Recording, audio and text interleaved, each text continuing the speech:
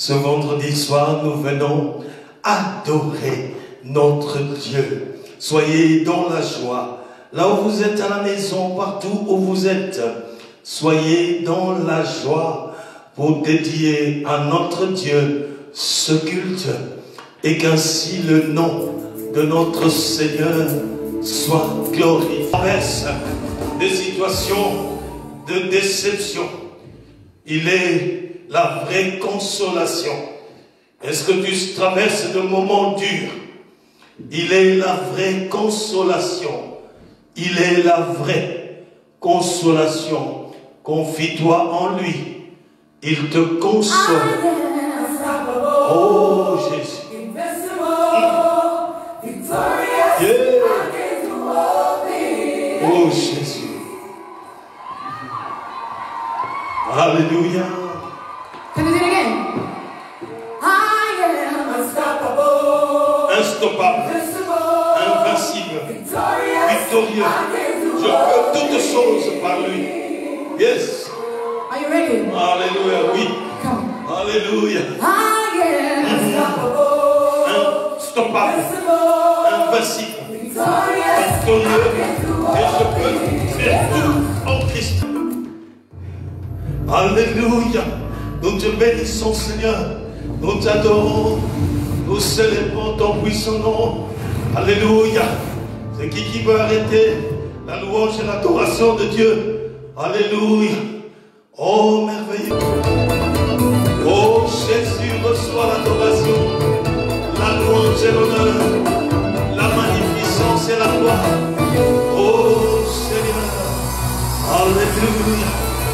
Nous publions ta majesté. Mon visage nous élevons ton puissant nom. Tu es digne de recevoir l'adoration, la louange et l'honneur.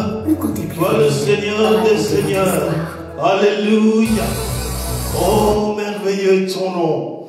Alléluia. La gloire à toi. La majesté à toi. L'autorité à toi, Seigneur.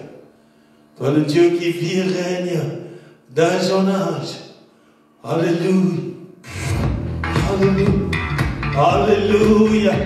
Nous bénissons notre Dieu pour tout ce qu'il ne cesse d'accomplir. Il est le Seigneur des Seigneurs. Alléluia. Reçois l'admiration, la grandeur et la majesté. Toi le Dieu qui vit et règne d'âge en âge. Alléluia. Il n'y a plus de condamnation pour tout celui qui est en Jésus-Christ.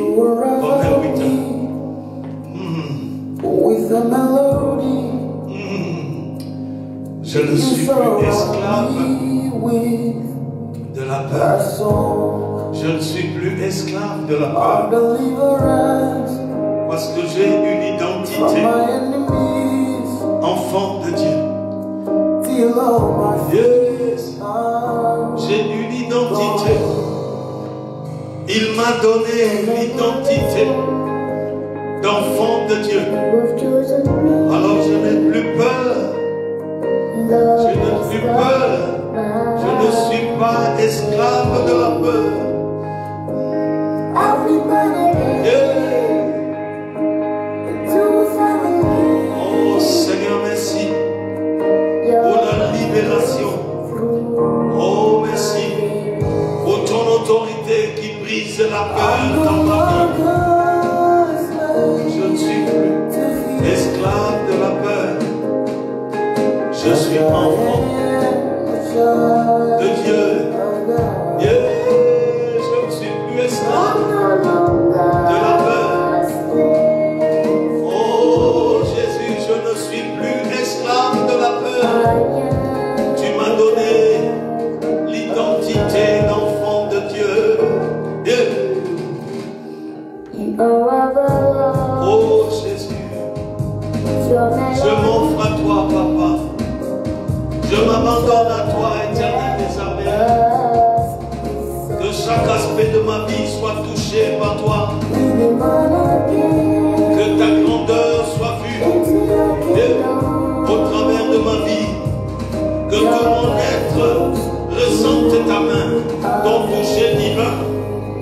Alléluia. Alléluia. Oh, je ne suis plus esclave de la peur. Alléluia. Je suis enfant de Dieu. Alléluia. Yeah. Tu m'as mis à part pour toi. Tu m'as mis à part, Seigneur, afin que je vive la liberté qui vient de toi. Yeah. Sois béni, Seigneur. Reçois l'amour. Alléluia. Merci de faire de moi un enfant dans ta maison. Merci de me mettre à part, Seigneur. Merci pour ton amour infini vis-à-vis d'un homme inutile comme moi. Oh, la gloire, la louange, l'honneur, la magnificence à toi, éternel des éternels. Je m'offre à toi, je m'offre à toi, je m'offre à toi, Seigneur, te laissant tout chaque aspect de ma vie. Oh, sois béni, sois adoré, toi l'éternel, le Dieu très haut. Alléluia. Seigneur, sois béni. Alléluia. Oh, Jésus qui est semblable à toi, qui peut se comparer à toi, le Dieu vivant, le Seigneur de gloire. Alléluia. Yeah.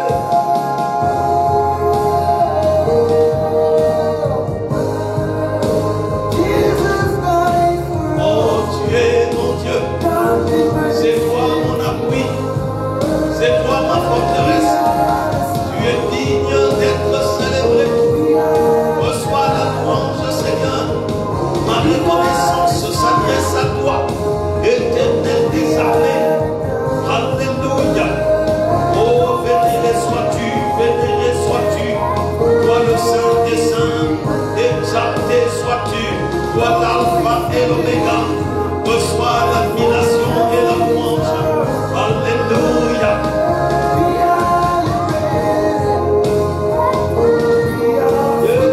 Merci pour des chaînes brisées dans la vie de ton peuple. Merci, oh Dieu, oh, pour des chaînes qui se brisent dans la maison de tes enfants. Merci pour des chaînes qui se brisent dans vos maisons. Merci, Seigneur, pour des chaînes qui se brisent. Merci pour la libération que tu accomplis dans la vie de tes enfants. Merci, oh, d'opérer des prophètes et des grandes choses. Merci pour ton toucher divin. Tu restaures, Seigneur, tu restaures. C'est ainsi pour des réparations que tu accomplis dans la vie de ton peuple. Nous te sommes reconnaissants. Alléluia. Oh, merveilleux est ton nom. Alléluia. Alléluia. Il n'y a plus de condamnation. Alléluia. Pour tout celui qui est en Christ. Alléluia. Oh, merveilleux est ton nom. Alléluia. Nous te bénissons, Seigneur. Alléluia. Oh, merci. Alléluia. Oh, merveilleux est ton nom, n'est-ce pas? Il agit en son temps. L'Éternel agit en son temps. Il est le maître de circonstances et de temps.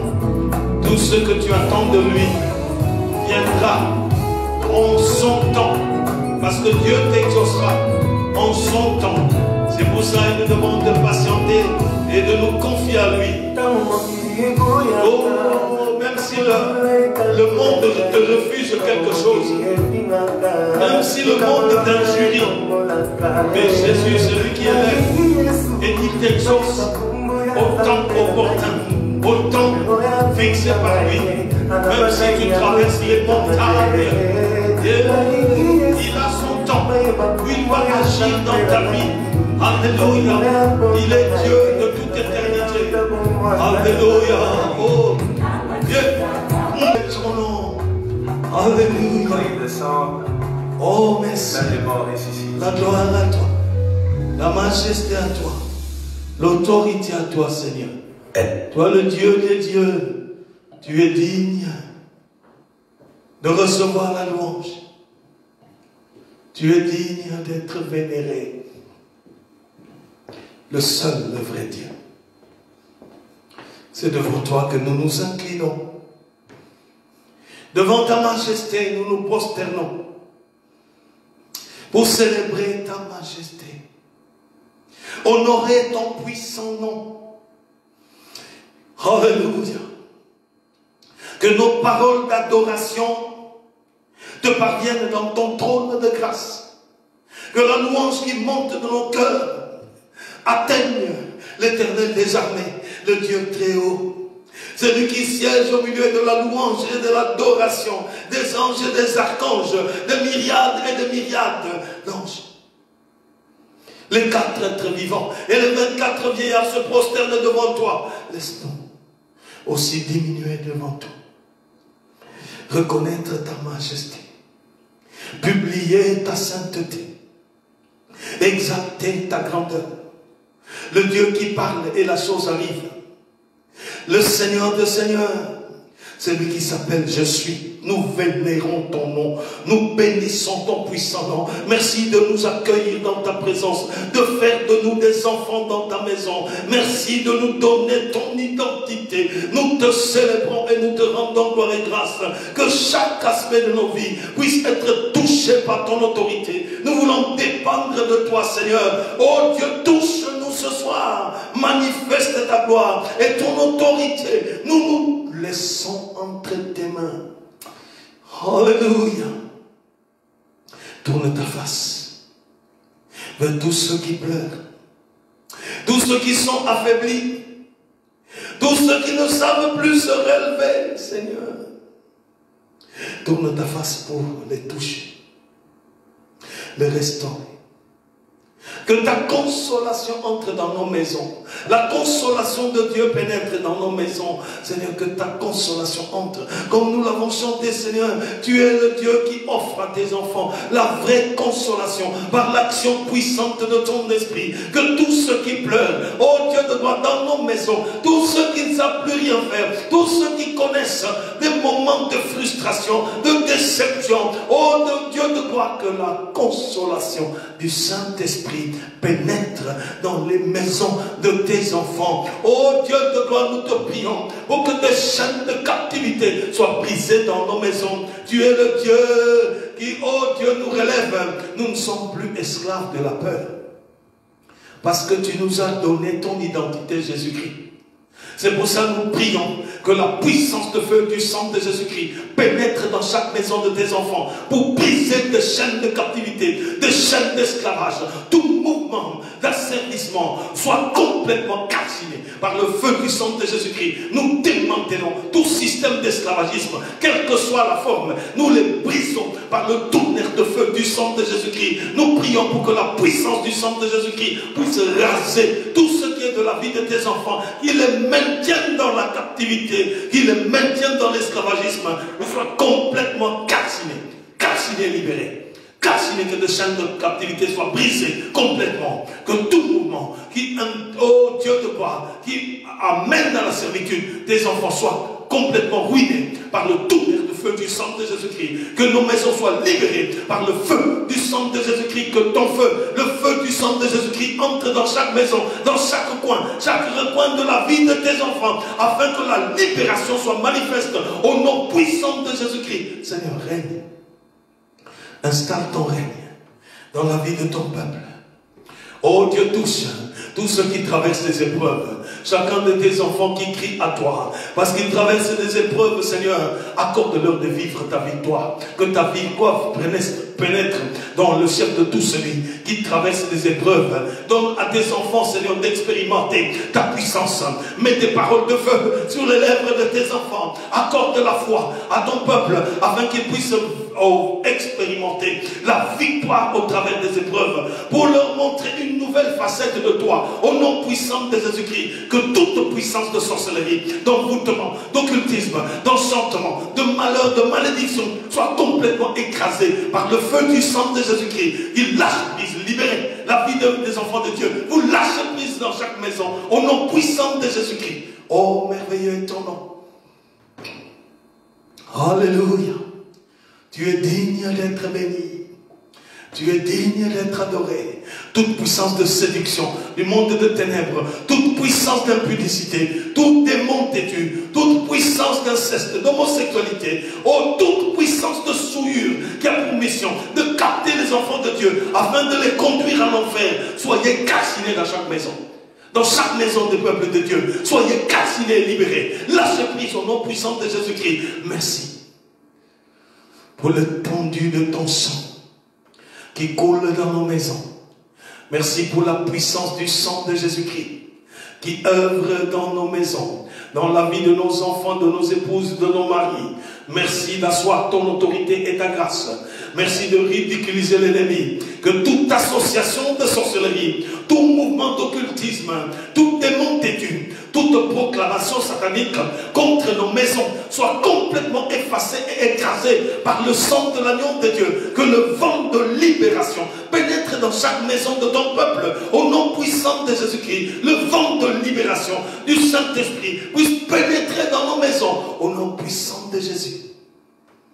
Installe ton règne, Seigneur. Que la mouvance du Saint-Esprit souffle dans nos maisons. Que la clarté du Saint-Esprit nous soit donnée. Alléluia. Oh, donne à ton peuple le discernement. Oh, afin de comprendre ta volonté. Donne à ton peuple le vouloir et le faire selon ton beau plaisir. Pour qu'il marche dans un rythme de nouveau. Qui est une nouveauté qui vient de toi. Dans la vie de ton peuple. Accompagne ta parole de la puissance de ta résurrection. Accompagne-la de la puissance de ta résurrection. Établis ton nom dans la libération de ta parole. Et qu'ainsi ton nom soit glorifié. Que toute puissance qui se dresse contre la libération de la parole de Dieu soit fracassée par le feu du sang de Jésus-Christ. Soit fracassée par le feu du sang de Jésus-Christ. Que ton autorité se déploie, Seigneur Jésus, et glorifie ton nom. Merci pour l'assistance du Saint-Esprit. Nous te bénissons et nous t'élèvons, Seigneur. Toi, le Dieu d'amour, tu es digne de recevoir l'adoration et la louange au nom puissant et précieux de Jésus. Nous avons ainsi prié. Amen. Amen, amen. Nous bénissons le Seigneur pour ce moment qui nous accorde d'entrer dans sa présence. Là où vous êtes à la maison, je vous salue, peuple de Dieu. Les frères et sœurs de Waterloo, je vous salue dans le nom puissant de Jésus-Christ. Shalom, shalom à tous. Que la paix de Dieu puisse être dans vos maisons et que vous ressentiez combien Dieu est grand. Alléluia. Partagez ces moments pour que beaucoup aussi en profitent et que ce soit une occasion de restauration dans leur marche avec le Seigneur. Nous bénissons l'Éternel des armées. Je voudrais aussi saluer tous ceux des enfants de Dieu de par le monde qui suivent ce culte. Où que vous soyez, dans quelques villes, quelques pays où vous êtes, que le Seigneur vous bénisse. Recevez nos amitiés en Jésus-Christ, notre Seigneur. Que Dieu en soit glorifié. Y a-t-il quelqu'un qui, le dimanche passé, a été béni par la parole de Dieu? La parole de Dieu qui avait comme thème tout ce qu'il faut connaître avant de se marier, à connaître absolument avant de se marier. Est-ce qu'il y a quelqu'un qui a été béni par cette parole? Écris-le. Le Seigneur m'a béni par cette parole. Écris-le. Rends grâce à Dieu parce qu'il t'a éclairé et il t'a fait du bien. Bénis le Seigneur pour cela. Nous sommes donc dans notre grand thème du mariage.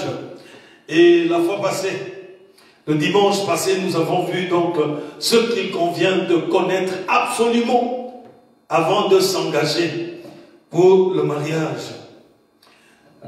Ce soir, nous voulons achever ce thème de mariage parce que le mariage est une grâce de Dieu, une grâce que le Seigneur nous offre, une grâce que Dieu nous donne.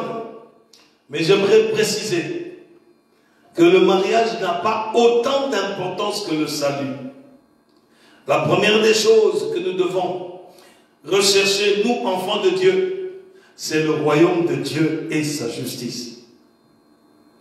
Le mariage ne nous emmène pas le salut, mais Christ nous amène le salut.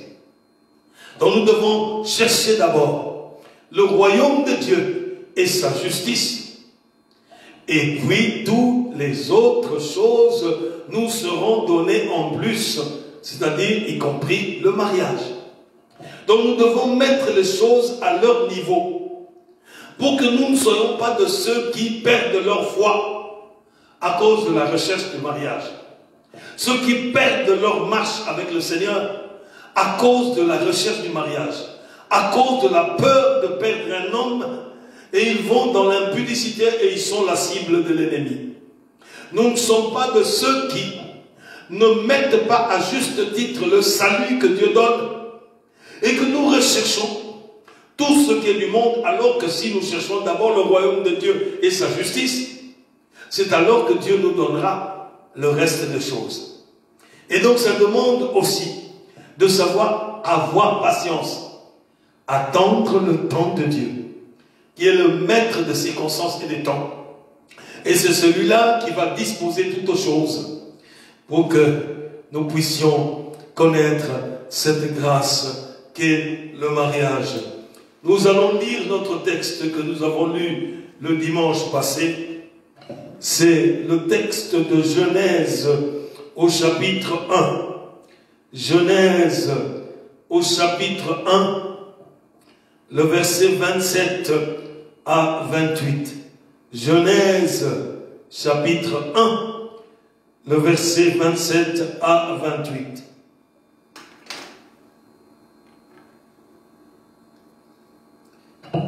Genèse chapitre 1, le verset 27 à 28. Je lis au nom de Jésus. Dieu créa l'homme à son image. Il le créa à l'image de Dieu. Il créa l'homme et la femme. Dieu les bénit et leur dit: reproduisez-vous, devenez nombreux, remplissez la terre et soumettez-la. Dominez sur les poissons de la mer, sur les oiseaux du ciel et sur tout animal qui se déplace sur la terre. Prenons encore Genèse chapitre 2, le verset 7. Genèse 2, le verset 7. L'Éternel Dieu façonna l'homme avec la poussière de la terre. Il insuffla un souffle de vie dans les narines et l'homme devint un être vivant. Je vais sauter pour aller au verset 18 jusqu'au 25, jusqu'au 24. 18 jusqu'au 24.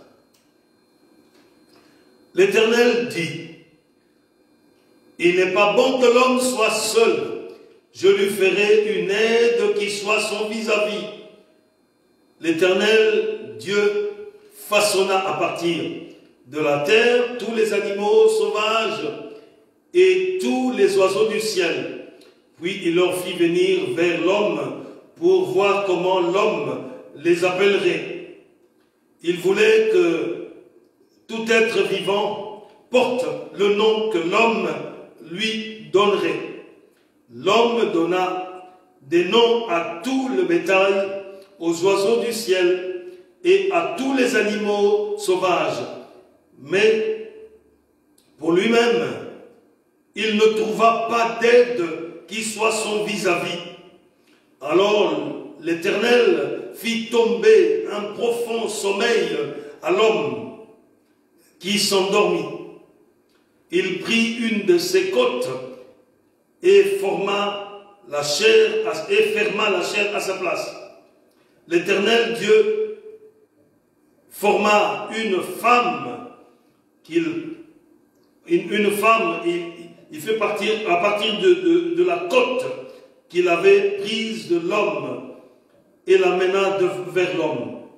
Et l'homme dit, voici cette fois celle qui est faite des mêmes eaux que la mienne. On l'appellera femme parce qu'elle a été tirée de l'homme. Voilà la parole de Dieu.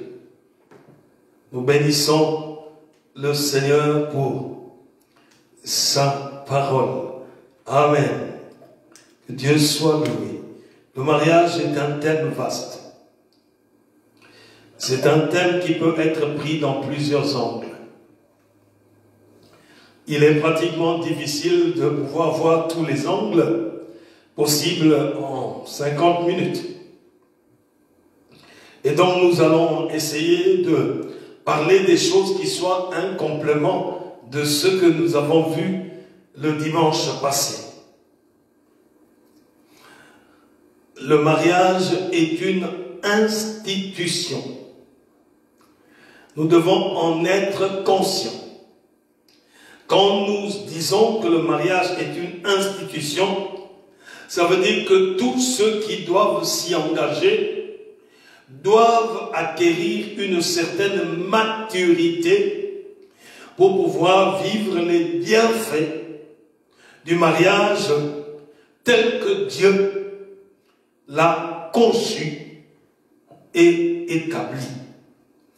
Il est important que les hommes et les femmes sachent que le mariage est constitué d'une relation profonde et intime entre deux personnes. Et cette relation va au-delà du physique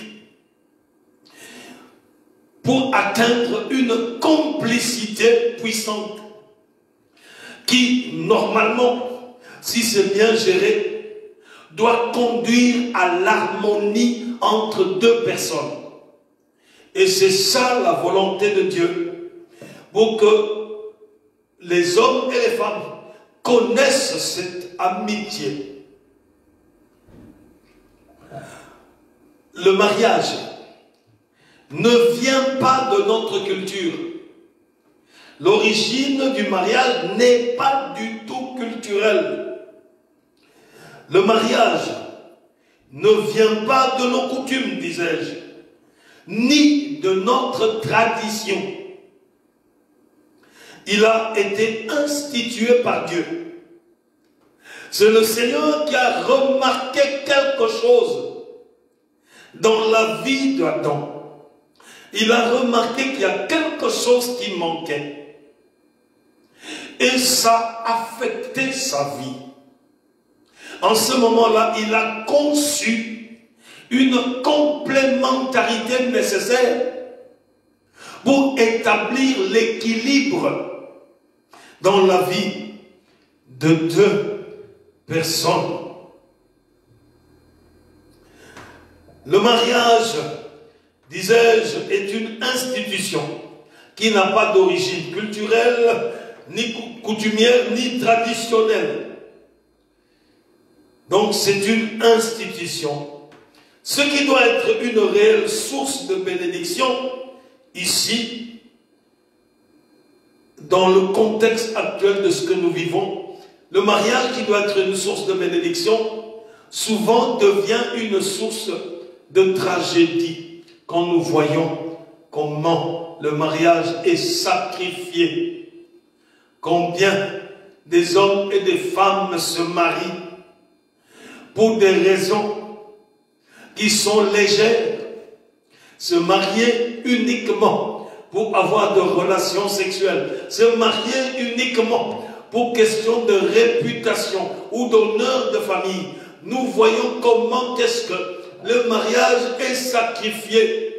Et la paix, la quiétude, l'entente, la complicité qui doit être une source de grâce dans le mariage est totalement sacrifiée. Le fait d'être un vis-à-vis ne se réalise plus. Parce qu'il n'y a pas de communication. Et le mariage, si on n'en fait pas attention, devient une équation d'échange de biens matériels sans communication. Et les hommes pensent que parce qu'ils ont l'argent et qu'ils peuvent mettre leurs femmes dans des dispositions d'aisance matérielle, ils peuvent se permettre de ne plus communiquer et de ne plus considérer leurs femmes comme leur vis-à-vis. Et ça change le contexte du mariage pour amener à la déroute et à une cascade de déception. Alléluia. Pourquoi tout cela se fait? Alléluia. Parce que nous n'approchons pas le mariage comme Dieu a voulu que ça soit. En tout cas, il y a des hommes et des femmes, une bonne proportion dans le monde, qui ne s'approchent pas du mariage comme Dieu l'a établi. C'est pour ça qu'il y a beaucoup de déboires. Et parmi ces personnes, il y a aussi des chrétiens qui ne s'approchent pas du mariage comme le Seigneur l'a établi. Et alors, il y a beaucoup de déboires, beaucoup de situations compliquées qui adviennent dans le mariage. Pour pouvoir réussir sa vie, il faut faire un effort délibéré, un effort constant, pour ainsi voir les choses telles que Dieu veut que ça se fasse dans le mariage. Et donc le mariage n'est pas une tombée de grâce, une tombée de bénédiction. C'est une source de bénédiction, à condition de réunir ses efforts, à condition de pouvoir apporter un effort constant. Et cet effort-là consistera à regarder les choses comme Dieu les a conçues pour le mariage. C'est pour ça que le mariage n'est pas fait pour les enfants. Le mariage est fait pour des adultes. Quand je parle d'adultes, je ne parle pas d'adultes physiques. Je parle de personnes mûres, des personnes qui savent se remettre en question, des personnes qui savent voir que l'autre a raison, des personnes qui ont brisé leur orgueil pour pouvoir construire, des personnes qui ont une vision de construction, de construire quelque chose de bon, même si l'idée ne vient pas de toi, mais qui savent reconnaître le bien fondé de l'idée qui vient de son partenaire, de son épouse ou de son époux, pour pouvoir construire quelque chose de stable et se projeter dans le mariage jusqu'à atteindre leurs enfants et créer l'harmonie. C'est pour ça le mariage, ce n'est pas du tout pour des enfants. Ce ne sont pas les enfants qui se marient. Quand je parle des enfants, je ne parle pas des enfants physiques, je parle des enfants sans maturité, des hommes qui peuvent être adultes parce qu'ils sont capables de procréer, mais qui sont encore dans leur raisonnement, dans leur comportement, dans leur attitude, dans leur psychologie. Ils sont encore des enfants et ils ne peuvent pas appréhender les choses sans se calmer, sans réfléchir, et qui peuvent agir dans la précipitation et toujours regretter. Alléluia. C'est pour ça, pour réussir sa vie de couple, il faut faire un effort délibéré, un effort constant. C'est pas qu'aujourd'hui tu as fait l'effort, non, ça fait 10 ans que je fais l'effort, maintenant j'arrête les choses. Tu vas quand même arriver à l'échec de ton mariage. Un effort délibéré. Et puis, un effort constant.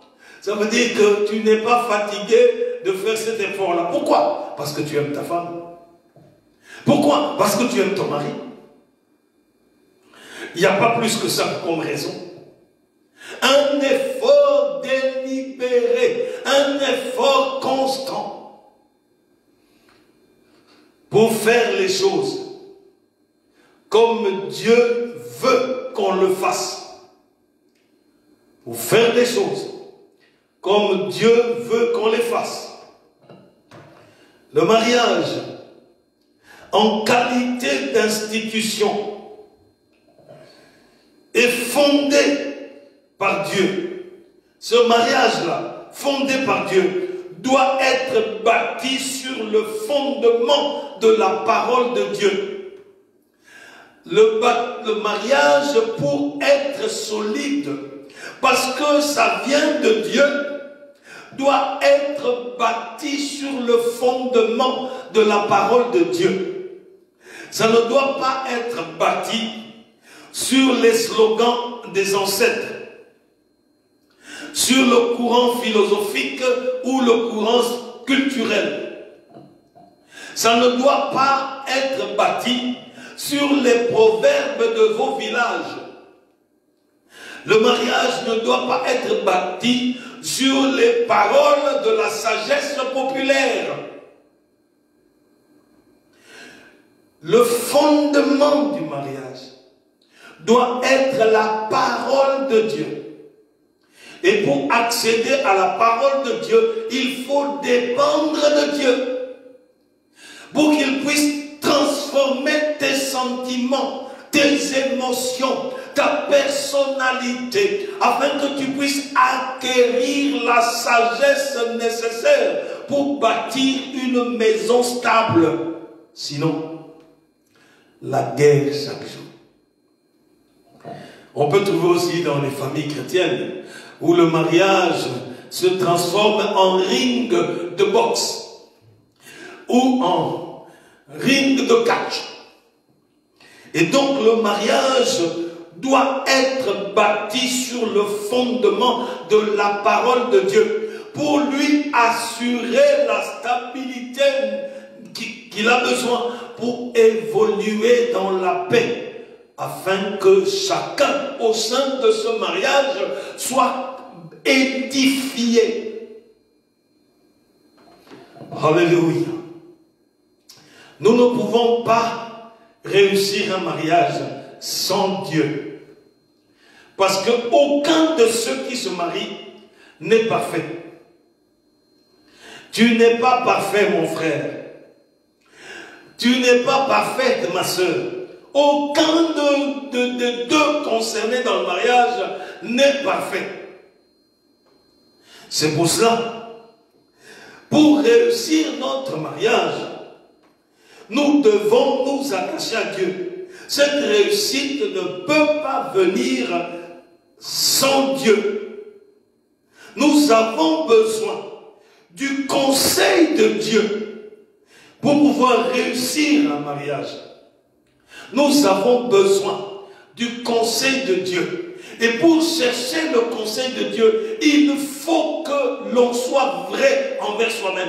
Je dois être vrai envers moi-même pour que je ressente au plus profond de mon être le besoin et la nécessité de recevoir le conseil de Dieu. Sinon, la guerre va commencer en moi-même d'abord, avant d'atteindre ma femme. Il y a des hommes et des femmes qui sont en train de vivre des guerres internes. Ces guerres-là, parce qu'ils ne sont pas vrais envers eux-mêmes. Ils ne savent pas reconnaître leurs limites. Ils ne savent pas reconnaître leurs faiblesses. Afin de s'appuyer à Dieu pour recevoir la réparation qui vient d'abord de Dieu. Avant de pouvoir s'exprimer vis-à-vis de sa femme. Avant de pouvoir s'exprimer vis-à-vis de son homme. Il faut qu'on se rende compte que c'est pourquoi ce que je mets sur la table devant ma femme, devant mon mari, c'est déjà réparé par Dieu. Sinon, on va être les plus malheureux.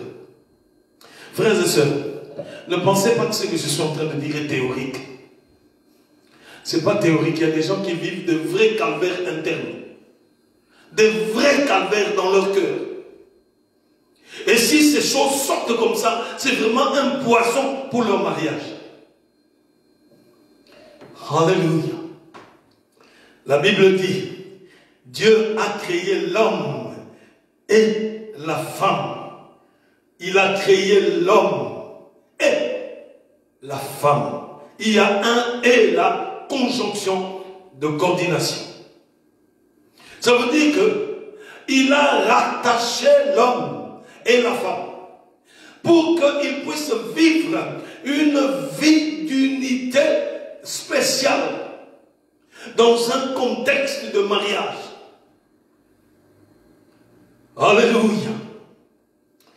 Avant de les bénir, Dieu s'est rassuré que l'homme est là et la femme aussi est là. Donc avant de les bénir, Dieu s'est rassuré que l'homme est là et la femme est en présence de l'homme. Et alors il les bénit en leur disant: soyez féconds. On ne peut être fécond que si on est ensemble et on est unis ensemble. Il a attendu.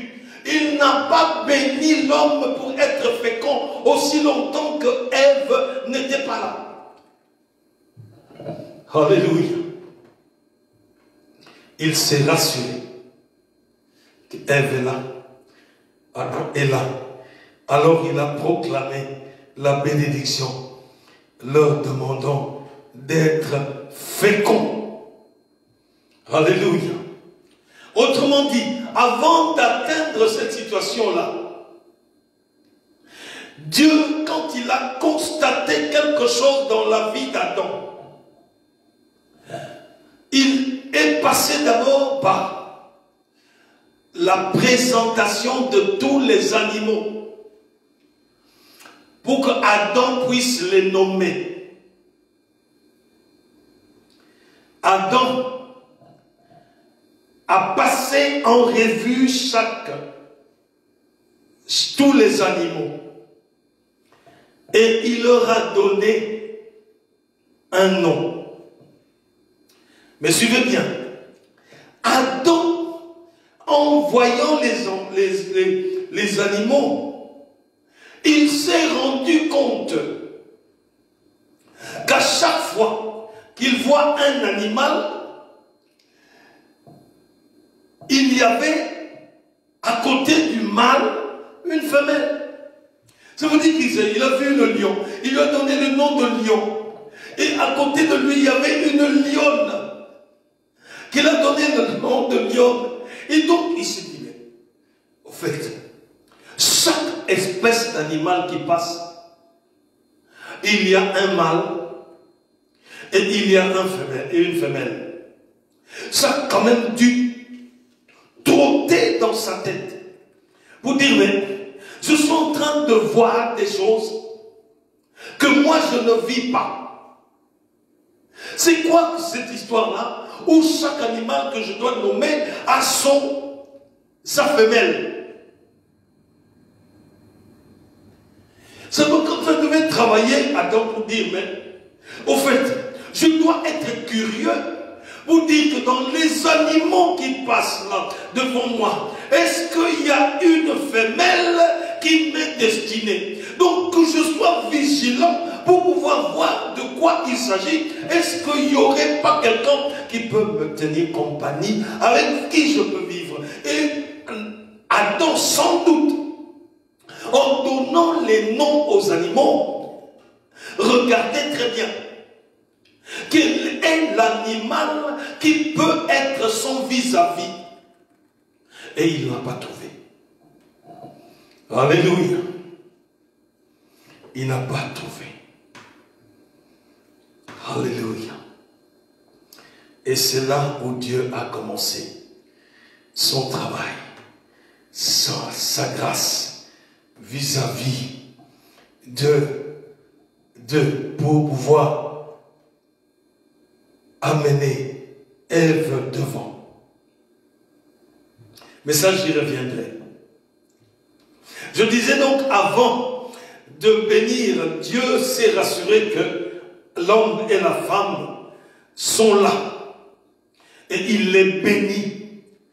Et leur dit, soyez féconds. Ça veut dire que Dieu a donné l'ordre à la biologie de ces deux personnes-là de pouvoir être féconds et qu'ils entrent dans le programme de procréation. Ça veut dire créer avec Dieu. Ça veut dire qu'il donne l'ordre à la biologie d'Adam et de Ève de devenir des procréateurs.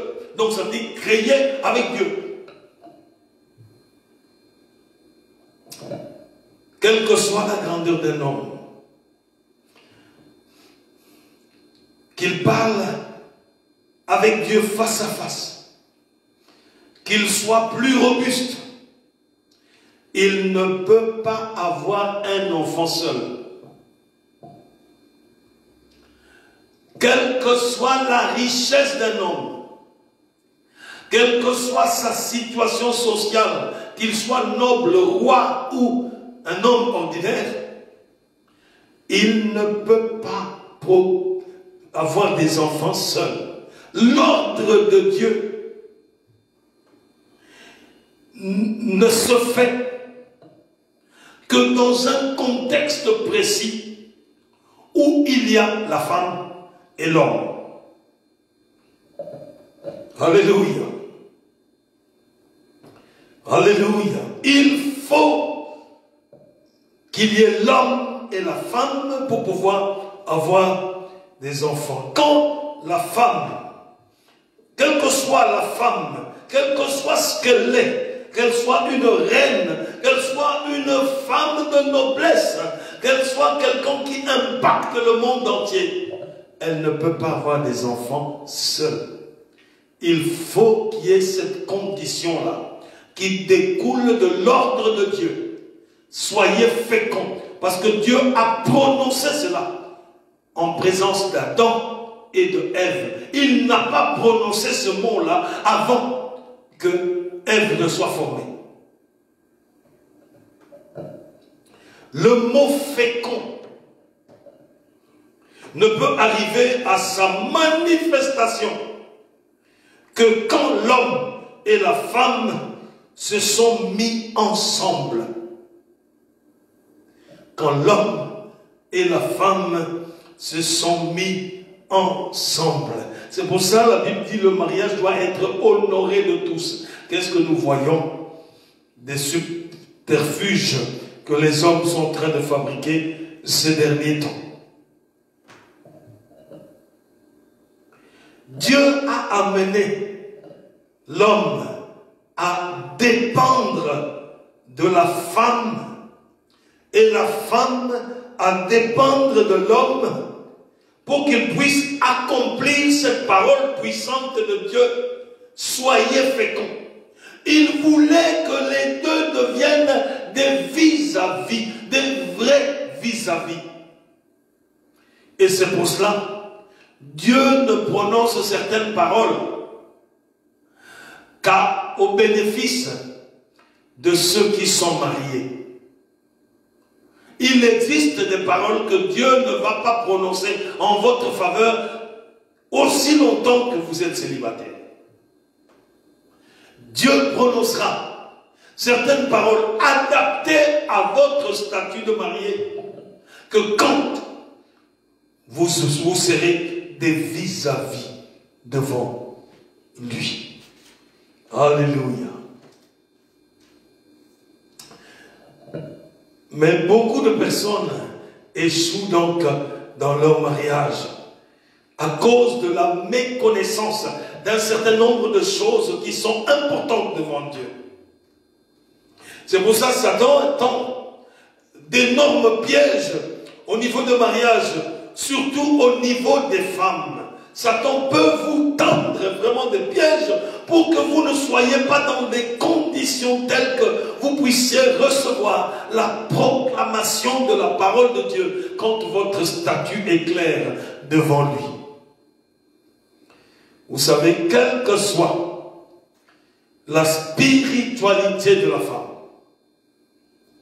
quand on parle du mariage, les gens souvent perdent rapidement leur repère. Et c'est suffisant pour déstabiliser les sœurs qui pourtant sont très engagées.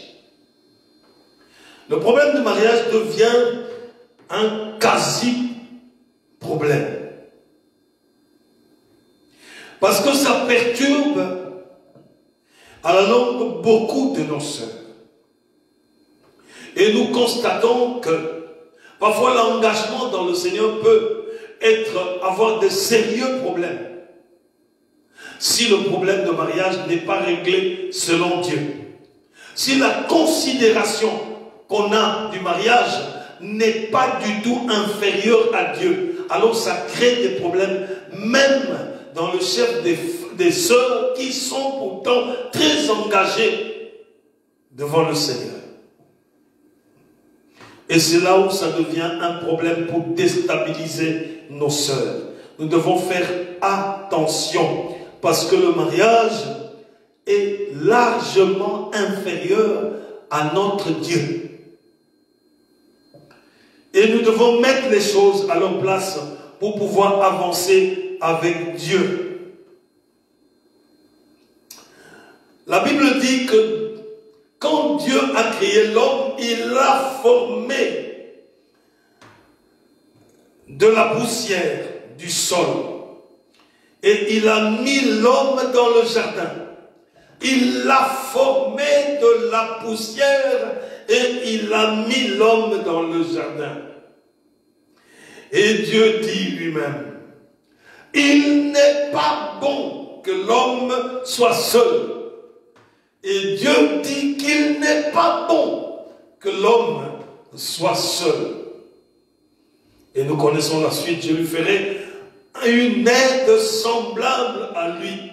Le concepteur, quand il a créé l'homme, celui qui connaît l'homme et qui a tissé l'homme, dit, il n'est pas bon que l'homme soit seul, je lui ferai une aide semblable à lui.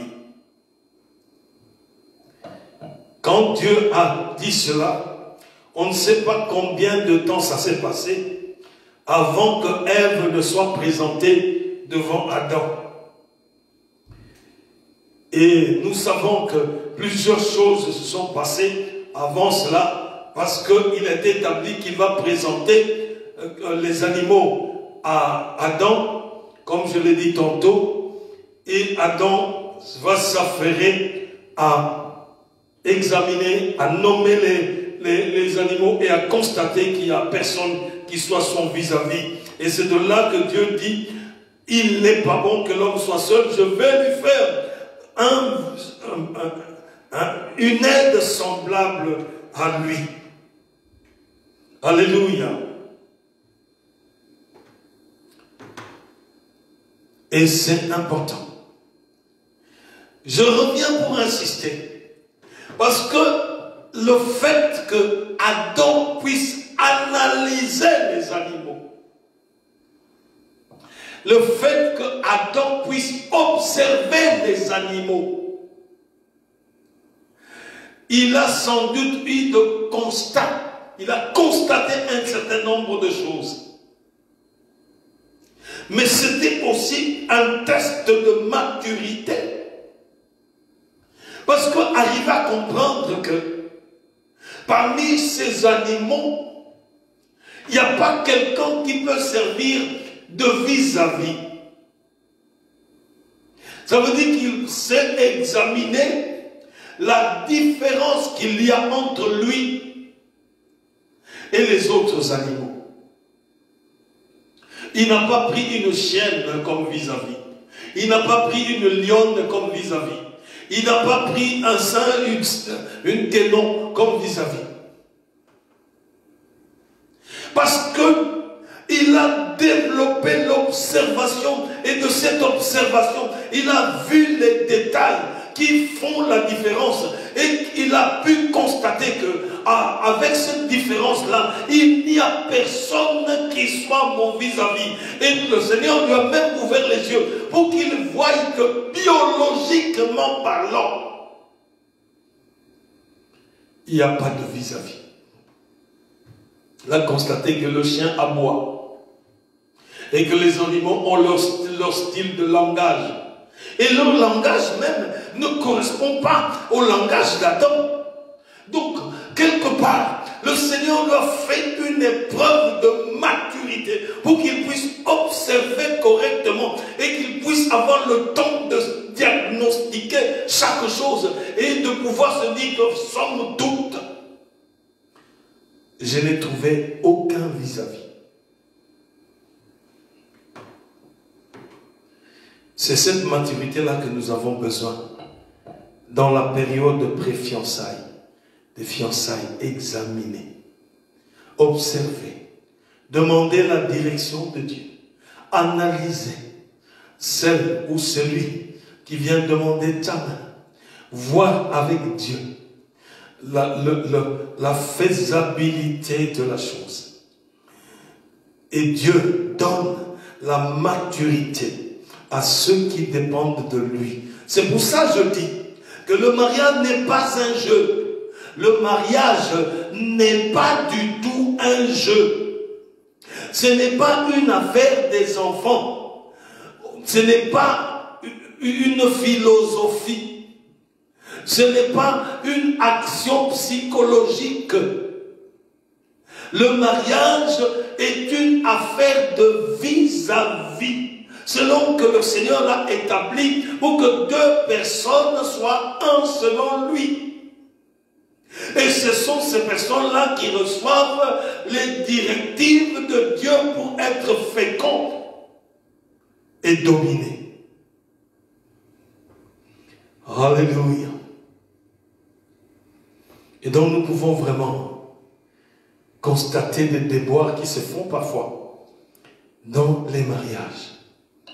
Et ainsi, voir comment est-ce que ça peut détruire des cœurs, comment est-ce que ça peut détruire des vies, comment est-ce que ça peut rendre malheureux, parce qu'on n'a pas compris le sens que Dieu a établi pour cette union. Alléluia, alléluia. Alors quand Dieu a fait dormir à Ève, le Seigneur a fait dormir Adam, pour qu'il puisse tirer de lui une côte qui servira à la fabrication, si je peux dire, parce qu'il est créateur, qui servira à la formation d'Ève. Il lui a donné un profond sommeil pour que Ève soit confectionnée. Et Dieu sort la femme de la côte de l'homme. Il sort la femme de la côte d'Adam. Alors je m'adresse aux sœurs. Ma sœur, toi qui m'entends, le fait que tu existes, suivez-moi bien, ma sœur, là où tu es, le fait que tu existes est la preuve qu'un homme duquel tu es sorti comme côte existe aussi quelque part. Je réponds. Ma sœur, tu dois être en paix. Le fait que tu existes est la preuve qu'un homme duquel tu as été tiré, cet homme-là existe quelque part. Même s'il est au pôle sud, quand il sera temps pour Dieu, il le ramènera. Même s'il est où, quand l'heure de Dieu sonnera, il va le ramener. Alléluia. Alléluia. Vous savez, même la science prouve que les hommes ont un nombre de côtes impaires. Parce qu'il y avait une côte que Dieu avait retirée. La science prouve que l'homme a un nombre de côtes impaires. Tandis que la femme nombre pair de côtes. Ça veut dire que Dieu a retiré une côte pour te fabriquer, toi ma soeur. Tu as quelqu'un quelque part auquel appartient cette côte-là. Il faut juste rechercher Dieu pour qu'il t'aiguille, qu'il te conduise, afin que tu sois au bon endroit, au bon moment, pour la bonne connexion. C'est tout. Alors ôte de ton cœur l'inquiétude. Ce n'est pas parce que tu as 25 ans que tout s'écroule. Non, ôte de ton cœur cette inquiétude-là. Parce que Dieu est au contrôle. Dieu est au contrôle. Alléluia. Beaucoup de problèmes viennent quand une femme va chez un homme auquel elle n'appartient pas. Donc l'homme qui n'est pas l'auteur de cette côte-là te prend. Ça va causer des problèmes. Alléluia. L'homme a donc nommé les animaux comme je dis. Il a fait un exercice de responsabilité. Et comme j'ai dit, c'est surprenant. On apprend beaucoup. Il voit le coq, il voit qu'à côté du coq, il y a la poule. Il dit, il y a quelque chose, hein, je l'ai déjà dit. Etc. Donc, il y a toujours une femelle à côté de l'homme, de cet animal, de chaque animal. Il constate que lui seul semble être seul. Donc, c'est lui seul qui est seul. Ce sentiment-là d'être seul est réel. C'est pour ça que les hommes doivent se maîtriser et chercher Dieu. Dépendre de Dieu. Pour que le Seigneur les oriente pour ce chemin de mariage. Alléluia. Vous savez, pendant que Adam était en train de regarder les animaux, suivez-moi très bien. Adam regardait tout autour de lui. Pourquoi? Pour regarder s'il y a quelqu'un de semblable à lui. Quand les animaux passaient, il regardait avec attention. Et son but ultime, c'était aussi de voir parmi les animaux s'il y a quelqu'un de semblable à lui.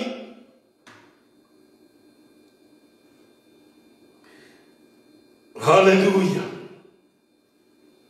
C'est pour cela, quand Dieu va placer la femme devant lui, il va dire, il va libérer son poème. Enfin. Quand quelqu'un dit enfin, ça veut dire que c'est quelqu'un qui a quand même cherché. C'est quelqu'un qui a quand même analysé. C'est quelqu'un qui a quand même observé. Il dit enfin, voici celle qui est os de mes os et chair de ma chair. Parce que Adam a regardé, il regardait les animaux et son but c'était aussi de pouvoir voir quelqu'un qui serait son vis-à-vis. Alléluia. Alors là il a dit enfin. Enfin, il a trouvé quelqu'un qui est os de ses os. Mais en réalité, c'est Dieu qui a placé Ève devant Adam. Frères et sœurs, suivez très bien.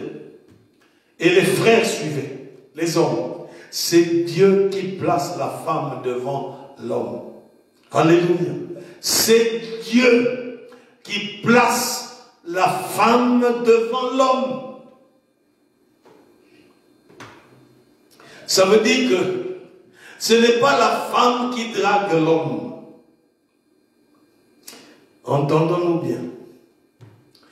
Dieu place la femme devant l'homme. Et l'homme réagit en libérant la poésie. Enfin, cette fois-ci, Voici l'os de mes os, la chair de ma chair. Quand tu vas ressentir que celle que Dieu a mis devant toi, c'est ton vis-à-vis, à moins que tu sois un aveugle spirituel, à moins que tu ne sais pas les sentiments de Dieu pour ne pas reconnaître cela. Mais quand Dieu place une femme devant toi et que c'est vraiment ton vis-à-vis, tous les sens que tu as, les sens de ton corps, physique, mental, tous tes sens vont ressentir que cette personne-là que Dieu a mis devant moi, c'est vraiment elle, mon vis-à-vis. Alors quand tu es dans ce contexte-là, la poésie que tu vas libérer est différente de toute autre parole inutile que tu libères vis-à-vis des filles. Et d'ailleurs, frère, ne libérez pas n'importe quelle parole devant les filles. Ne dites pas n'importe quoi devant les filles. Il faut libérer seul la parole qui convient à celui que Dieu t'a convaincu que c'est ton vis-à-vis et qu'il a amené devant toi. Alléluia. Est-ce qu'il y a quelqu'un qui me comprend? Alléluia. Est-ce qu'il y a quelqu'un qui suit là? Alléluia. Est-ce qu'il y a quelqu'un qui suit? Alléluia. Et c'est là que l'homme constate que c'est mon vis-à-vis. Et c'est là où l'homme libère la parole pour constater ce que Dieu a fait. Pour ainsi rendre grâce à Dieu. Alléluia. Donc, Dieu a amené Ève devant. Et c'est là où Adam a constaté que, oh quelle beauté. Vous savez, montrons une petite différence entre l'homme et la femme. L'homme est pris de la poussière. Donc l'homme est brut. Il est pris de quelque chose qui est poussiéreux et il a été confectionné. Dieu a soufflé sur lui et il est devenu un être animé, un homme. Donc ça veut dire brut. Tandis que la femme a été prise de ce qui est intérieur, ça veut dire sans poussière, sans saleté, sans poussière. Elle a été tirée de l'intérieur et on l'a refermée et Dieu l'a confectionnée comme une femme. C'est la raison pour laquelle, vous savez, les femmes ont une tendance naturelle à s'entretenir, à prendre soin d'elles, à prendre soin de leur beauté plus que l'homme. L'homme vient de la poussière, elle est brute.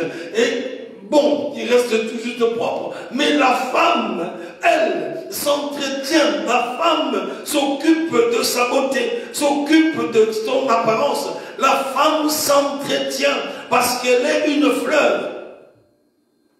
Quand Adam a vu la femme, il a vu la chevelure qui descend peut-être jusqu'aux épaules. Il a vu la corpulence de la femme.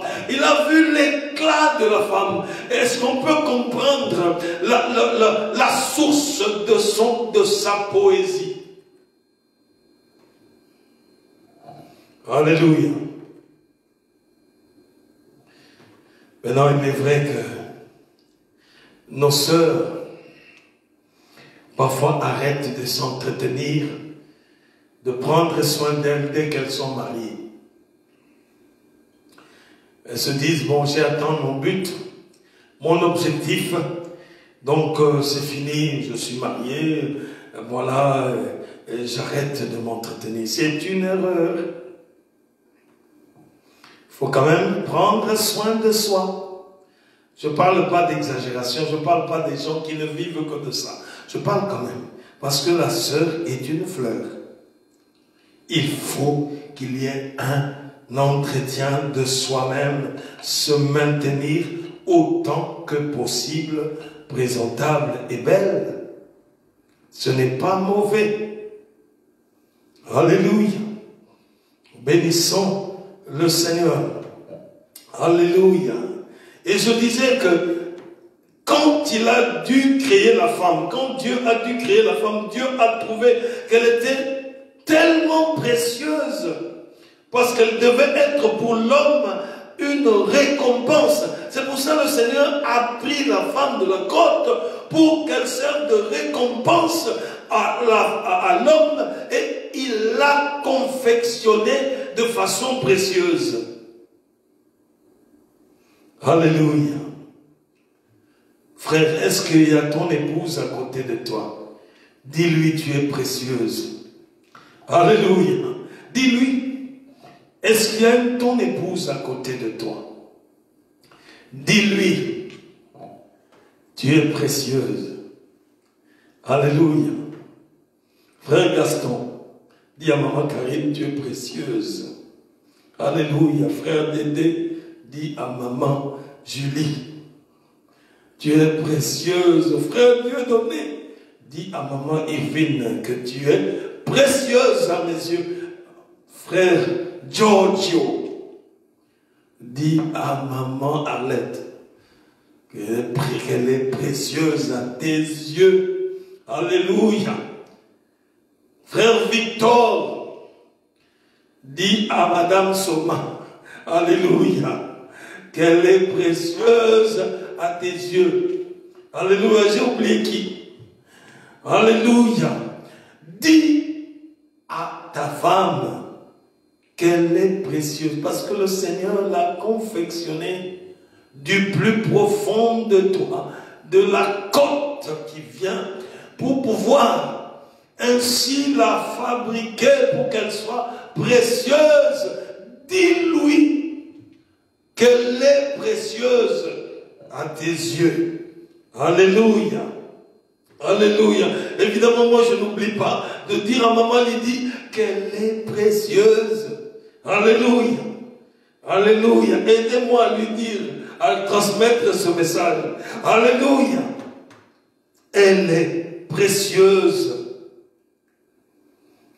Et c'est là l'œuvre de Dieu. Quand Dieu fait quelque chose et que l'exploitation de cette chose-là se réalise selon la volonté de Dieu, selon les injonctions de Dieu, selon la prévision de Dieu, quand les choses se font telles que Dieu l'a conçu, c'est à ce moment-là que nous vivons le bénéfice de ce que Dieu établit.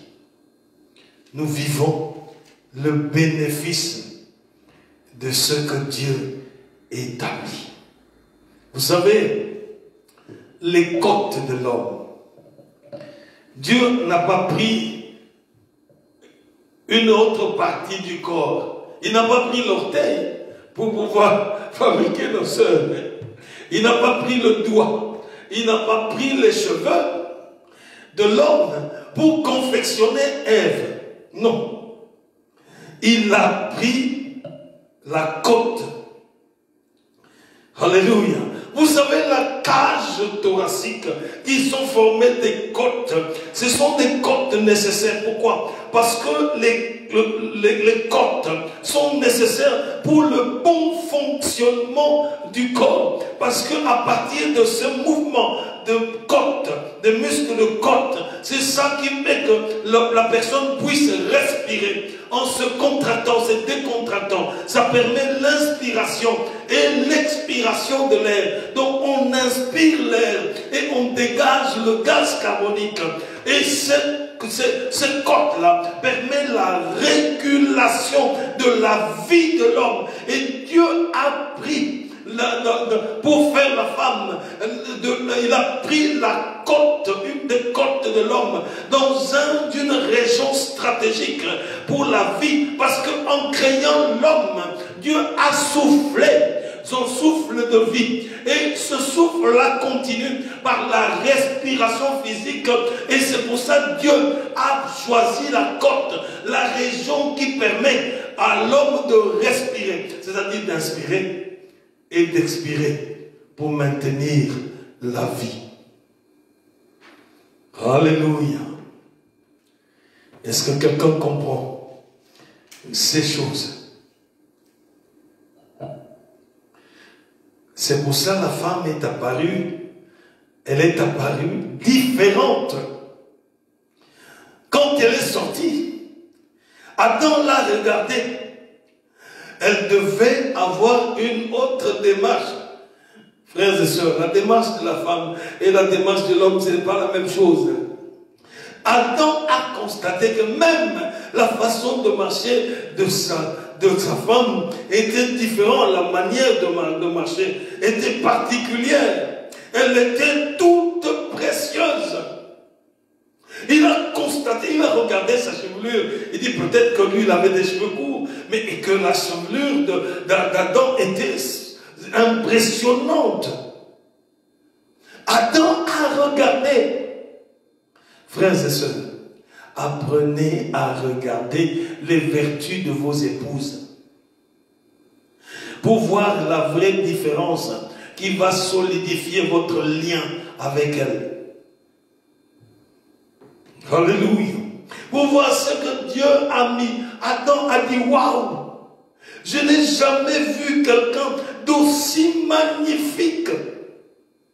Est-ce que tu constates que ta femme est magnifique? La stabilité dans le couple vient aussi d'un certain nombre de constats que tu réalises. Parce que tu as une attention spéciale vis-à-vis d'elle. Et cette attention est particulière parce que cette attention est sur la personne qui a été confectionnée à partir d'une de tes côtes. C'est pour ça qu'il y a la possibilité d'être stable dans un mariage. Il y a la possibilité d'être fidèle. La possibilité de rester fidèle dans le mariage. Et cette possibilité-là existe parce que si nous tenons compte de ce que Dieu nous montre en ce qui concerne nos épouses, en ce qui concerne nos maris, si nous tenons compte de ce que Dieu nous montre, nous allons être dans la glorification de Dieu et dans la stabilité. Ça nous empêcherait de continuer à consulter les défauts de nos femmes, à continuer à insister sur les défauts de nos maris. Tout ce que tu regardes, qu'est-ce que tu regardes quand tu vois ta femme? Qu'est-ce que tu regardes quand tu vois ton mari? Est-ce que ton attention, c'est chaque fois les défauts de la femme? Est-ce que ton attention est toujours attirée vers les défauts de son mari, de ton mari? Comment est-ce que tu peux construire un couple stable? Comment est-ce que tu peux t'édifier dans tes sentiments? Comment est-ce que tu peux avoir la paix à la maison si ce qui attire ton attention, c'est seulement les défauts de ta femme? Ce qui attire ton attention, c'est seulement les insuffisances, les choses que ta femme n'arrive pas à faire. C'est seulement les choses que ton mari n'arrive pas à faire. Et quelles sont les qualités que Dieu lui a données? Pourquoi tu ne regardes pas aux qualités de ton mari? Pourquoi tu ne regardes pas aux qualités de ta femme? Alléluia. Alléluia. Vous savez, quand Adam est en train de regarder les animaux, je l'ai encore dit, parce que je voudrais soulever quelque chose qui est un caractère de l'homme. Il a regardé à gauche et à droite. Il regardait à gauche et à droite. Et pourquoi? Parce qu'il voulait chercher une aile semblable à lui. Il regardait à gauche et à droite. Vous allez vous rendre compte que tous les hommes qui ne concentrent pas leur attention sur les merveilles que Dieu a placées dans leur femme, qui ne concentrent pas leur attention sur les qualités et les vertus que Dieu a mis en leur femme, tous les hommes qui n'arrivent pas à faire sortir, à faire jaillir les vertus que Dieu a placées en leur femme, ce sont des gens qui ont gardé le réflexe d'Adam de regarder à gauche et à droite. Toute femme qui passe, il doit regarder, parce qu'il n'a pas goûté ou il n'a pas voulu faire sortir les vertus que Dieu a mis en sa femme. Et quand les éléments étrangers, les femmes d'autres passeront, il cherchera ce qui se trouve en sa femme, mais qui n'a pas pris la peine de déterrer. Alléluia. Y a-t-il un homme qui m'écoute? Alléluia. Cette habitude-là, cette tendance de regarder à gauche et à droite, comme si celle qui se trouvait devant toi n'est pas suffisante, n'a pas les vertus et les qualités que Dieu lui a données. Et on regarde à gauche et à droite. On perd son temps en recherchant des choses que Dieu nous a déjà données. Alléluia. Pourquoi cela? Parce que c'est le réflexe d'Adam. Il a cherché partout en même temps avant de trouver Ève. Vous allez voir un homme, même le jour de son mariage, c'est spectaculaire, on voit des choses comme ça, même le jour de son mariage, il est en train de regarder à gauche et à droite. Sa femme est là, il est en train de regarder à gauche et à droite.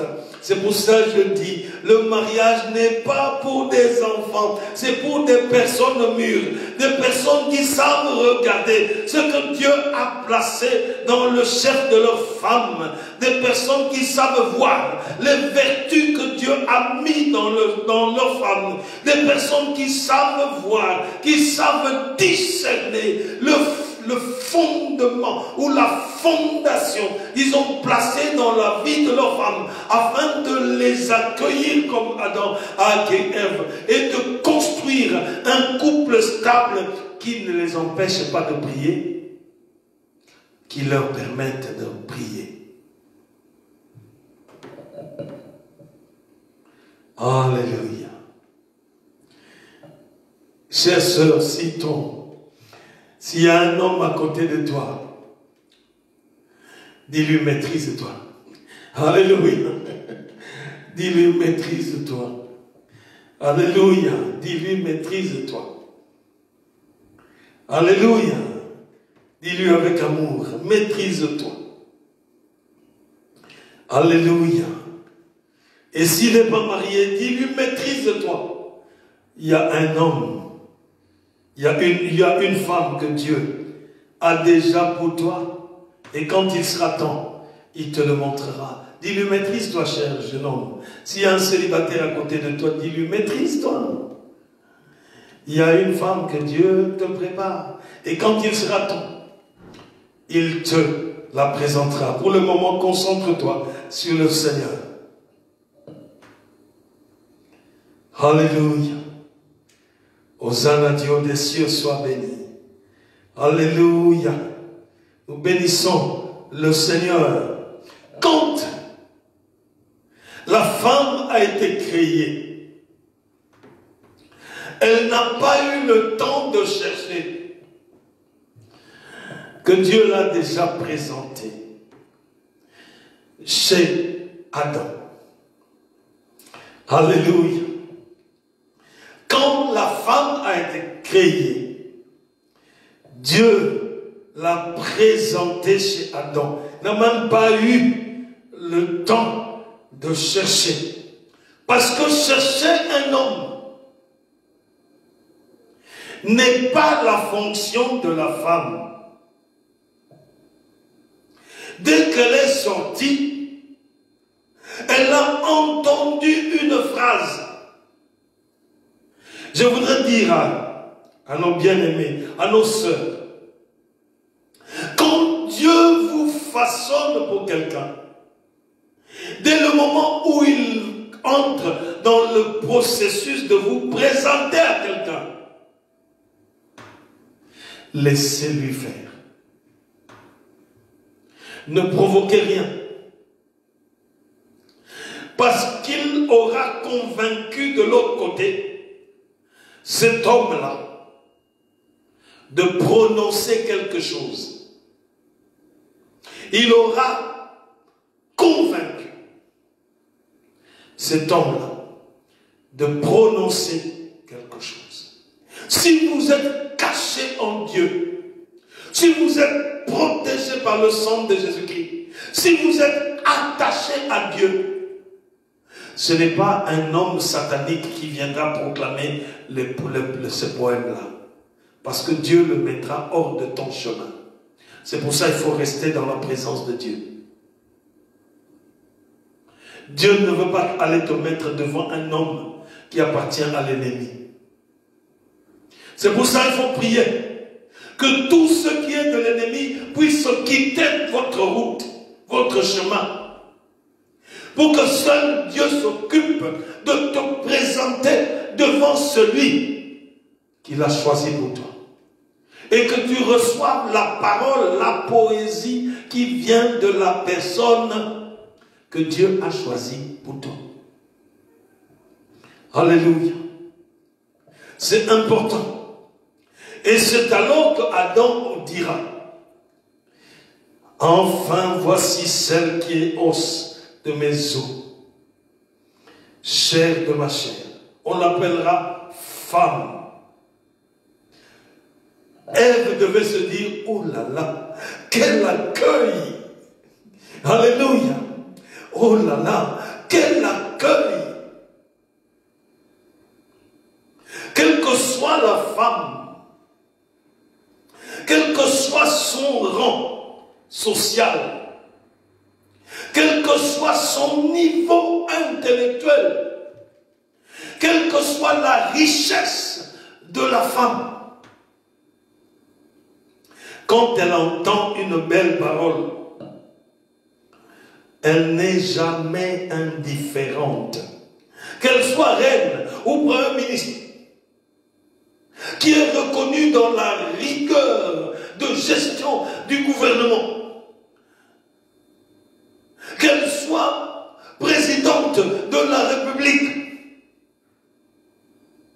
quand elle entend une belle parole qui vient de l'homme qui est la source de son existence, duquel elle a reçu la côte. Quand elle entendra cette parole, elle ne sera jamais indifférente. Pourquoi? Parce que cela vient de leur ancêtre Ève, qui a reçu la première dose de poésie venant d'Adam, et se restait comme ça quand Adam a libéré cette poésie. Et cette parole-là, Ève, ça doit l'avoir marqué et constaté un accueil spécial. Et cela existe jusqu'à présent. C'est pour ça, chers frères et sœurs, nous devons vigiler. Chers frères, ne dites pas n'importe quoi à nos sœurs. Surtout pas pour flatter. Si vous n'avez rien ressenti de Dieu, taisez-vous. Alléluia.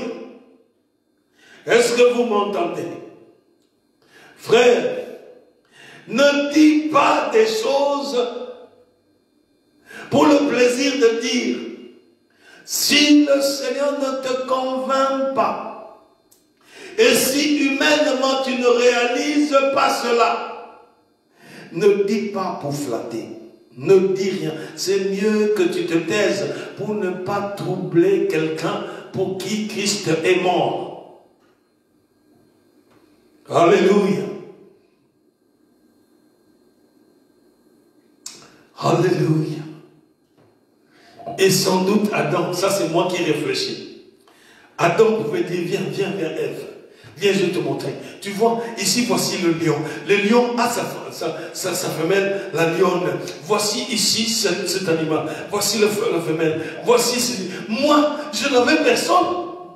Et quand je t'ai vu, et j'ai compris que le Seigneur, il t'a tissé pour que moi, je puisse être stable et que je puisse aussi vivre la vie de stabilité. Et il est est parti faire visiter les animaux pour leur dire voilà ceci, etc., etc. Et c'est là où vous comprendrez que nos sœurs ont vraiment à joie de promener, de voyager, de faire le shopping. Nos sœurs aiment ça. Qu'on puisse leur faire voir, qu'elles voyagent, qu'elles puissent faire le shopping. C'est différent des hommes. Les hommes, c'est rare de trouver quelqu'un qui aime beaucoup de shopping, mais nos sœurs, nos femmes aiment bien ça. Aujourd'hui, les femmes ont gardé le même réflexe. Elles aiment le shopping parce que ça vient d'elles. Elles aiment aller se balader, voir les choses, visiter. C'est pas mauvais. Alléluia. Et si nous ne comprenons pas cette petite différence, en ce moment-là, nous allons avoir beaucoup de problèmes dans nos ménages. Nous devons comprendre ces petites différences pour que nous puissions assaisonner tout cela, intégrer tout cela, et que ça puisse apporter le bonheur. Rappelez-vous que je vous ai dit dimanche qu'on ne se marie pas pour être heureux. Alléluia. Il y a quelqu'un qui a retenu ça. On ne se marie pas pour être heureux, mais on se marie pour rendre heureux. Alléluia. Nous bénissons le Seigneur, le Dieu Tout-Puissant. Ceci, bien sûr, que nous avons vu ce soir, va nous conduire directement à ce qu'il convient de savoir avant de se marier, à connaître absolument avant de se marier. Et le dimanche passé, nous avons vu des choses qu'il faut connaître. Je vais rappeler juste les titres. Premièrement, on doit savoir que le mariage est sacré. Deuxièmement, nous devons savoir que les fiançailles sont aussi sacrées, parce qu'elles constituent la fondation nécessaire, une base nécessaire pour stabiliser le lien, l'alliance de mariage qui sera conclue plus tard. Et j'avais dit que le mariage, les fiançailles sont la communion des cœurs. Les fiançailles constituent la communion des cœurs, l'union des cœurs. Tandis que le mariage intègre aussi l'union des corps. Alléluia. Le troisième point que nous avions vu le dimanche passé, je cite juste les titres pour conclure. Votre conjoint, qui est un don de Dieu, un don que Dieu vous a fait, ne sera pas la source de votre bonheur, mais c'est Dieu qui est la source de votre bonheur. Notre quatrième point que nous avons vu le dimanche, ceux qui ont des qualités qui attirent votre attention ne sont pas toujours dignes de recevoir votre cœur. Si tu calques ton mariage par des qualités apparentes, et ce ne sont pas toujours ces personnes qui sont dignes de recevoir votre cœur, jeune fille. Cinquième point que nous avons vu. Tout ce que vous voyez n'est pas tout ce qui existe. Donc ce que les hommes peuvent vous présenter, ne pensez pas que tout cela, c'est cela qui existe. Il existe des choses qui ne sont pas visibles, qu'il faut considérer. Donc tout ce que vous voyez n'est pas tout ce qui existe. Notre sixième point que nous avons abordé le dimanche passé. On ne se marie pas parce qu'on a vu. On ne se marie pas parce qu'on a vu. Mais on se marie parce qu'on a perçu. Le septième point. La plus grosse erreur que vous puissiez commettre dans la vie, c'est d'épouser un inconverti. Celui qui n'a aucune attention sur Dieu. Alléluia. Le huitième point que nous avons abordé le dimanche passé, c'est que si quelqu'un un jour te dit je t'aime, ne vous arrêtez pas à ce qu'il dit. Il doit vous le prouver. Il doit vous le prouver. Et le temps, c'est le meilleur allié de l'histoire. Il faut laisser le temps pour en être convaincu. Alléluia. Notre 9e point que nous avions abordé, c'est quand vous êtes avec quelqu'un, ne le reconnaissez pas par le costume qu'il porte, mais par les paroles qu'il prononce, par ce qui sort de sa bouche, parce que ce qui sort de sa bouche va revêtir son identité. Alléluia. Nous avons vu le 10e point.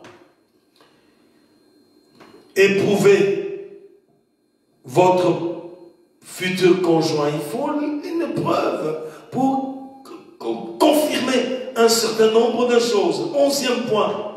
Observez ce qui attire ou qui retient son attention. Ça va vous permettre de mieux vous connaître. Savoir ce qu'il aime, ce qu'il n'aime pas. Observez ce qui attire son attention. Observe ce qui retient son attention. 12e point. Est-ce qu'il se soumet à Dieu? 12e point. Est-ce qu'il se soumet à Dieu? 13e point. Est-ce qu'il ou elle est fière de vous présenter à ses amis? Quand vous avez un fiancé ou une fiancée qui se gêne pour vous présenter à ses amis, c'est qu'il y a un problème. Il ne faut pas laisser passer une situation comme cela.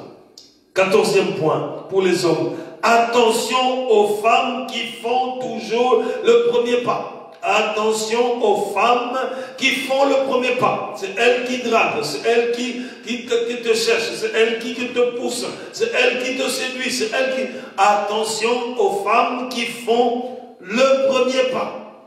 15e point. C'est pour les femmes. Les femmes, il faut faire attention à un homme qui te drague avec des visions, avec des révélations. Non, Dieu m'a dit que je rêvais qu'un arbre est tombé et que tu es à côté de l'arbre tombé. Alors, etc. Il faut faire attention à des hommes qui draguent avec des visions et des révélations. Il faut revenir sur terre. Parce que le diable peut aussi donner des visions et des révélations, surtout pour des personnes qui ne sont même pas motivées à craindre Dieu. Il peut t'emmener dans une vie d'impudicité, de souillure, parce que c'est ça son but. Mais il t'emmène des visions que le diable lui a montrées pour t'impressionner. 16e point que nous avons vu. Ne ferme pas les yeux sur les défauts que tu vois maintenant. S'il y a des défauts visibles de ton fiancé, de ta fiancée, ne ferme pas les yeux. Parlez-en, discutez-en, trouvez un compromis. Ne ferme pas les yeux. Parce que tu ne pourras pas te plaindre une fois que vous êtes mariés et te diras, mais tu savais que je suis comme ça. Alléluia. 17e point que nous avons partagé le dimanche. Faire attention à quelqu'un qui passe son temps à demander des compliments sans jamais en faire. Quelqu'un qui a besoin des autres pour vivre. On doit lui dire qu'elle est belle. On doit tout le temps lui dire que sa coiffure est jolie. Et que l'habit qu'il porte c'est bien. C'est quelqu'un qui vit du jugement des autres. Et c'est quelqu'un qui va être démoli rapidement. Parce qu'il ne peut pas confondre, il ne peut pas discerner les vrais des flatteurs. Et quand il trouve quelqu'un qui le manipule, il va bien le manipuler. Alléluia. Le 18e point que nous avons vu le dimanche passé, c'est faire attention à toute personne qui a déjà divorcé. Il faut bien analyser cela pour comprendre vraiment les tenants et les aboutissants, les vrais problèmes et voir comment est-ce que ça peut être arrangé. 19e point. Un homme qui est resté trop longtemps seul, célibataire, est un homme à examiner plus longtemps. Un homme de 60 ans qui est resté célibataire. Il faut vraiment savoir s'il n'a pas un problème, s'il ne va pas être aidé, s'il a déjà pris des habitudes comme ça, et des habitudes telles qu'il se passe de ce qu'une femme peut faire dans la maison. Il va mettre mal à l'aise quelqu'un parce qu'il sait faire tout et il ne va pas laisser de... Il a ses habitudes qui sont incrustées pendant 60 ans. Et ça peut être un calvaire pour la femme. 20e point. Si ton pasteur est un homme de Dieu, ne méprise pas son point de vue concernant ton mariage. Si c'est un homme de Dieu. 20e point. Observez si cette personne a une sérieuse et profonde volonté de faire la volonté de Dieu. Celui qui te demande la main, c'est lui que tu vas donner ta main. Observe quand même si cet homme a une sérieuse et profonde volonté de faire la volonté de Dieu. 22e point. Est-ce qu'il parle beaucoup du futur ou s'attarde-t-il continuellement du passé? Quand vous avez un homme qui, tout ce qu'il envisage, parle de son passé. Il n'est que focalisé sur son passé. C'est dangereux parce que c'est quelqu'un qui n'a pas de vision pour l'avenir. Et on peut avoir vraiment des soucis avec une telle personne. En conclusion, pour ce grand thème de mariage, en étant conscient qu'il est impossible de parler de tous les aspects du mariage en 2 prédications, nous dirons qu'en conclusion, Dieu a un partenaire pour toi qui es célibataire encore. Et rends grâce à Dieu pour toi qui as trouvé, par la grâce de Dieu, un conjoint avec qui vous marchez dans l'harmonie. Il faudra savoir que la femme est une copte. De l'homme est donc sortie cette copte-là pour qu'elle soit le vis-à-vis. Votre épouse est votre vis-à-vis. Votre épouse n'est pas votre esclave. Votre épouse n'est pas une chose. Votre épouse est votre vis-à-vis. La même chose. Votre mari est votre vis-à-vis aussi. Il n'est pas une chose. C'est pas parce que vous, sœurs ou femmes, vous êtes plus riches, plus dans la situation où vous avez plus de richesse, plus d'atouts que votre mari, que vous allez le déconsidérer. Non, c'est votre vis-à-vis. Alléluia. Et c'est de cela où découle la richesse et la stabilité d'une vie conjugale. Que le Seigneur puisse bénir sa parole et que nous puissions voir dans nos églises, dans nos familles, des couples qui se forment, des couples attachés à Dieu. Nous voulons voir des couples se réconcilier, des hommes et des femmes en dispute puissent se réconcilier et refaire leur fondation avec Dieu pour pouvoir créer des familles stables. Et c'est dans des familles stables que nous pouvons élever nos voix pour adorer Dieu, où nous pouvons vraiment être encouragés pour marcher devant le Seigneur jusqu'au jour où le Seigneur viendra nous prendre, afin que là où il est, que nous y soyons aussi. Telle est la volonté de notre Seigneur Jésus-Christ. Que le Seigneur bénisse sa parole et que ça puisse marquer nos vies pour construire des couples qui soient des témoignages de vie et que nous puissions faire la différence dans nos couples. Que le Seigneur puisse éclairer tous ceux qui sont dans le désir de se marier et qu'il puisse les aiguiller et qu'ils puissent ainsi se stabiliser sentimentalement parlant et dans un lien stable de mariage. Prions. Seigneur, nous te sommes reconnaissants pour tout ce que tu ne cesses d'opérer dans nos vies. Tu es le Dieu qui tourne ta face vers nous. Et tu agis pour nous toucher, pour nous enlever de griffes de l'ennemi, afin de nous donner l'identité d'enfants de Dieu, pour que nous puissions, ô Dieu de gloire, être dans la destination céleste, être sauvés en toi.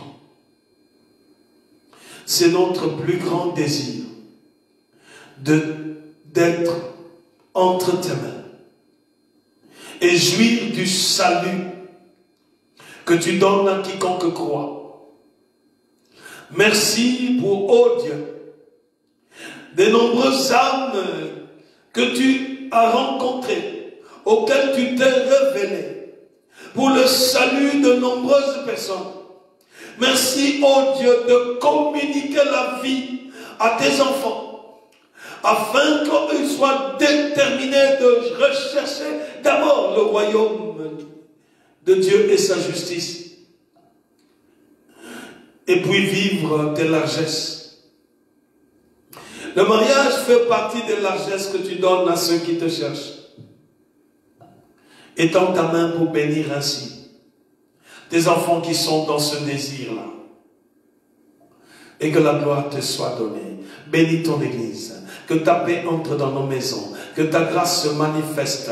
Oh, que le renouvellement de l'esprit puisse toucher chacun de tes enfants. Qu'ils soient fortifiés au nom de Jésus-Christ. Sème ta parole dans la vie de ton peuple, afin qu'ils soient des outils dans ta main. Ordonne que chacun de tes enfants soit puissant au nom de Jésus-Christ. Que des chaînes de captivité dans la vie de ton peuple soient complètement brisées. Et que tes enfants vivent, ô Dieu de gloire, ta puissance et ton autorité. Oh, remplis tes enfants de tes dons, afin qu'ils soient des outils pour amener des hommes et des femmes à Jésus-Christ pour leur salut. Nous prions pour que tu puisses enrichir chaque famille spirituellement. Oh Dieu de gloire, manifeste-toi, oh, et ainsi que ta paix entre dans nos maisons, au nom puissant de Jésus-Christ. Seigneur, nous te glorifions pour l'amour que tu témoignes vis-à-vis de nous par la croix.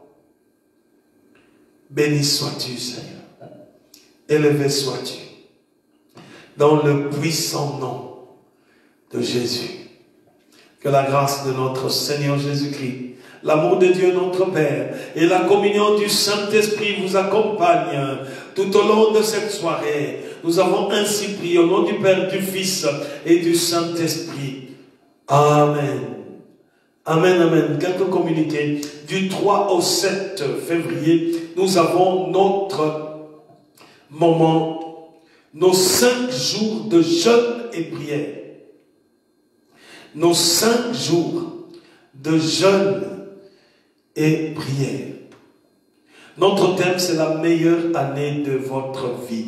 La meilleure année de votre vie. Ce n'est pas un thème pour se dire que nous allons embrasser toute forme de jouissance. Mais nous pensons que la paix de Dieu nous donne l'émancipation, l'édification qui vient de lui. Nous pensons que le fait de pouvoir s'attacher à Dieu nous donne de pouvoir être protégés par Dieu. Nous avons vécu tant d'agressions pendant 2020, l'année 2020, d'agressions de maladie, l'agression de toute forme d'explication et de mensonges autour de Covid. Nous avons vécu des traumatismes, nous avons vécu des moments où nous sommes confinés, toutes sortes de choses qui viennent ainsi être une sorte d'épreuve dans nos vies. Nous voulons que 2021 soit une année autre que ça. C'est pour ça que nous avons mis ce thème-là, la meilleure meilleure année de votre vie. Nous voulons que Dieu puisse poser sa main et dérouter tout programme de l'ennemi. Nous voulons que Dieu puisse nous donner la paix et le renouvellement qui vient de lui. Nous voulons que les enfants de Dieu ne soient pas abandonnés dans un schéma de perte d'emploi, de pauvreté, de manque de liberté. Nous voulons que le Seigneur puisse intervenir et que cette année soit une année de réel bonheur qui vient de Dieu et que Dieu restaure. Le thème annuel de l'Église de Dieu en Belgique, c'est l'année de restauration. L'année de restauration. Quand nous parlons de la meilleure année de votre vie, nous voulons intégrer le fait que le Seigneur restaure. Nous voulons la restauration. Tous ceux qui ont perdu, tous ceux qui ont été l'objet de deuil, tous ceux qui ont des conséquences par rapport à l'année 2020, toutes ces choses-là que le Seigneur restaure. C'est pour ça que nous voulons demander à Dieu une meilleure année, cette année 2021. Et participons à ces 5 jours de jeûne et de prière. Participons, cherchons la face de Dieu. Chaque jour du 3 au 6, au samedi 6, nous aurons un moment de prière, un culte le soir qui sera en direct sur Facebook. Nous aurons donc notre culte. Nous allons jeûner de minuit à 20 heures. De minuit à 20 heures. Donc nous clôturerons chaque fois le jeûne tout juste après la prédication, après le culte du soir. Et donc de minuit à 20 heures. Le dimanche 7, ça sera donc notre culte. Nous aurons notre culte à 10 heures pour clôturer ainsi ces moments de jeûne et de prière. Ce que nous voulons, c'est de conserver le rythme de prière. La consécration dans la prière.